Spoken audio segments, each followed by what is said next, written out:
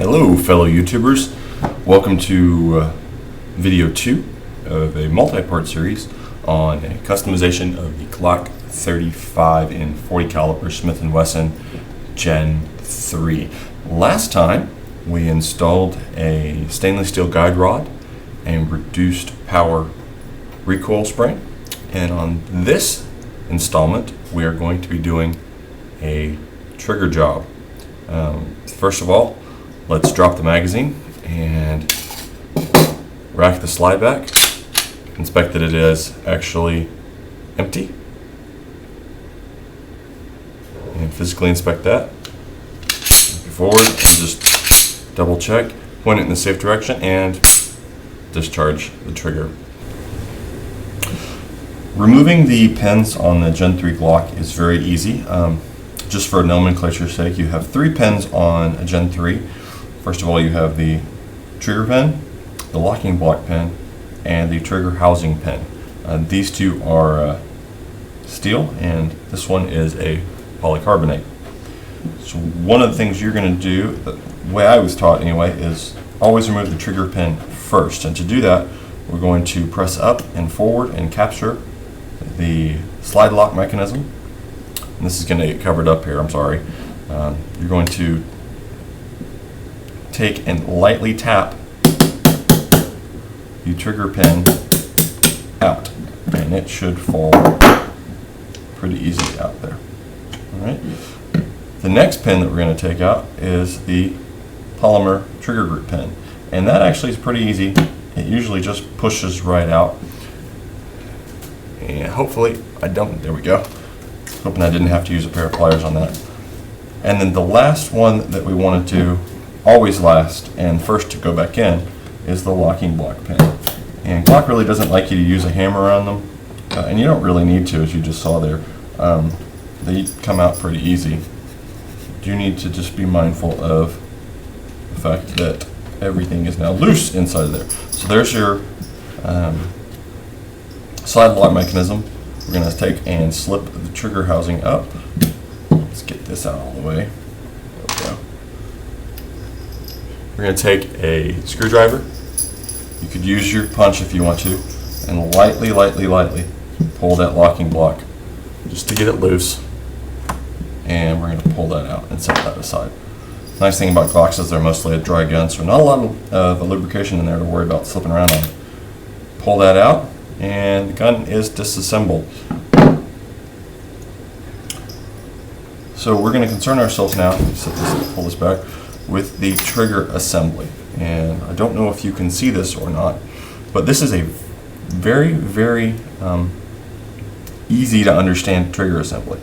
You have the trigger here, and then we have the Glock safe trigger. Turn this around, maybe you see it better. Glock safe trigger there, trigger bar, and down there you have the connector, and in here you have the trigger spring, and then this is the ejector. I'm not really sure of the actual term on that. To take this apart, it's pretty simple. Flip it over just so I can see it better. You're going to rotate it to the right and up, and just slide this out.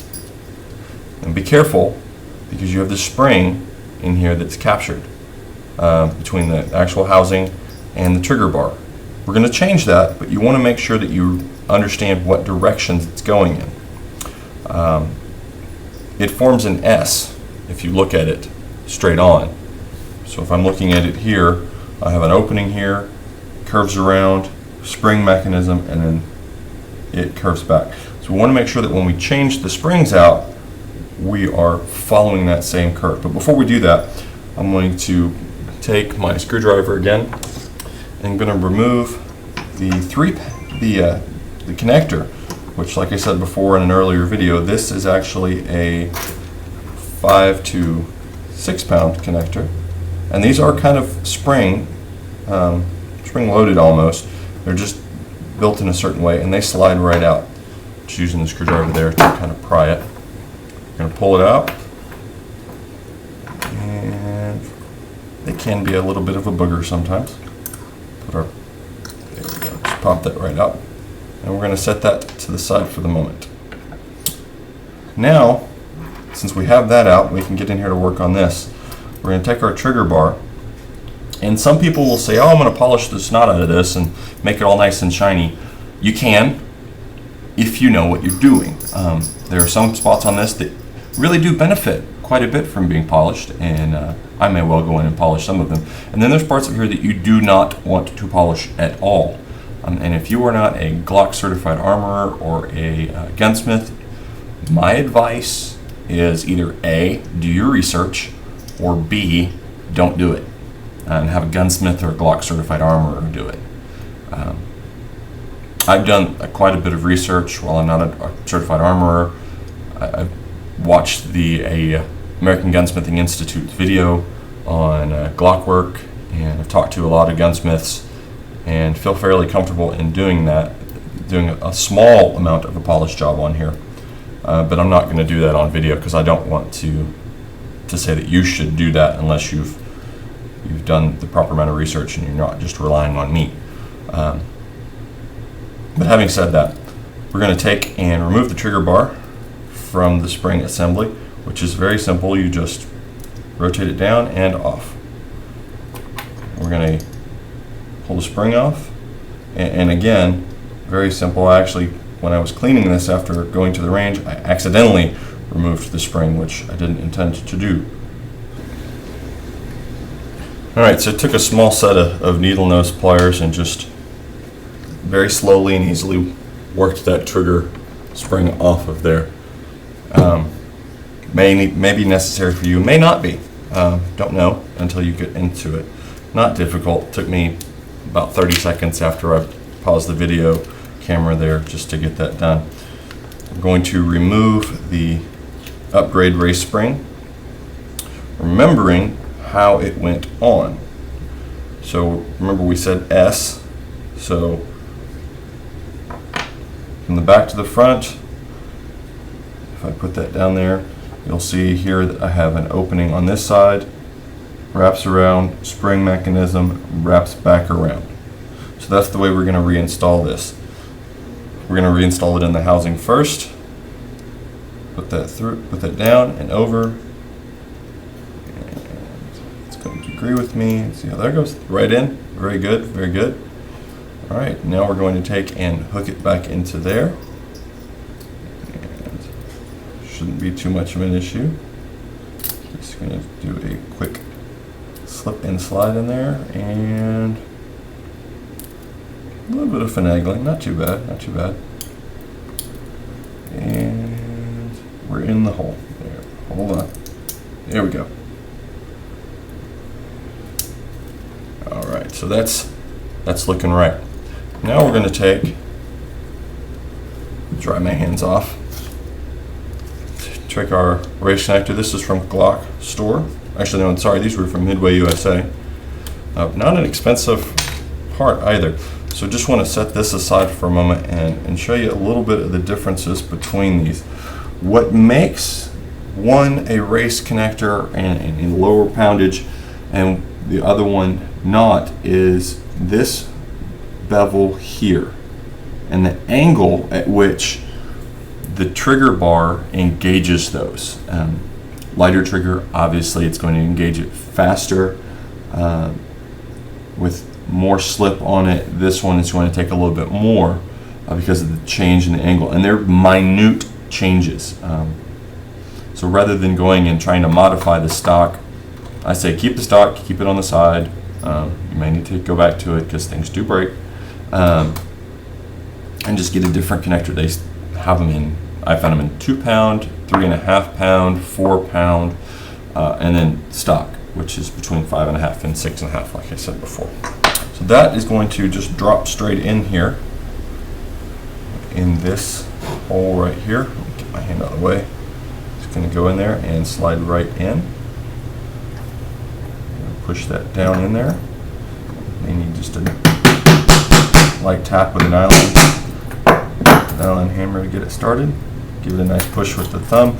It is springed, so I mean it's supposed to have a little bit of a push to it, but you do want to get it in there as flush as you can on this edge, so that there's there's no drag, and I can run my finger across there and see that there's no drag. So now we've got that assembled. We're going to flip. See how it comes off so easily? You need to be mindful of that. I'm going to take our trigger spring, reattach that, flip that over, and it's just a reassembly process. So we rock it to the side, click it over, and drop it in. All right, we got that done. So what we're going to do now is we're going to reverse the process to put the bottom portion back together. All right, so we're going to keep that in captured. I'm going to slide the trigger in, slide the trigger housing in, give it a good press down. Remember we said the locking block was the first thing to go back in, and the locking block pin, so we're going to put that in. It presses right back in. And now here we come to some more components that are specifically designed for a competition pistol. We're going to swap out our pins and pour these out here. You're going to have 3 pins, and they're pretty distinct. You can tell what goes where. You have your trigger pin, you have your locking block pin, and you can distinguish the locking block pin from the trigger housing pin in that there's no grooves on it. All right, so we're going to do that. We're always going to put it in back from the right hand side first. You tap from the left, tap back into the right. We're going to give that a tap, get that in there. We're doing that with the nylon side of the hammer, getting that flush, and we'll go back with it with a punch here in a few minutes and straighten that back up. So now we're going to take our trigger housing group pin and we're going to put that back in. Give that a good push in. Pushes right in just like it's supposed to. A little bit of a tap with the nylon side of the hammer. We'll go back and flush that up here in just a second. Now we're going to reinstall our extended mag release, and that just slips straight in there. Push it forward, and I find some people will say, "Oh, start the pin, start the pin ahead of time." I don't really feel that it's necessary. Glocks are built pretty good, in that the fit and the finish of everything works pretty well together. And if you've got an issue, then you just kind of work on it. A little tap there, a little tap, and straight in. So that's the bottom portion. Let's go ahead and kind of flush these up just a little bit. Use the nylon side of the hammer, a little bit of a tap, just light taps.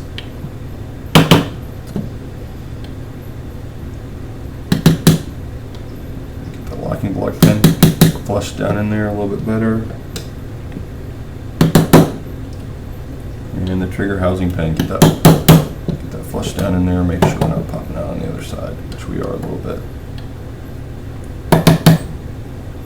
Takes a little bit sometimes just to get them even. All right, so those are even. I'm happy with that. Let me give that a little bit one more tap. There we go. That's better. That's better. And we're happy with that. So in just a second, we're going to move on to the upper portion. But what we did in the bottom portion was we changed the trigger spring, changed the trigger connector, and we changed the stock pins for titanium pins. And we did a 2-pound trigger on the bottom there.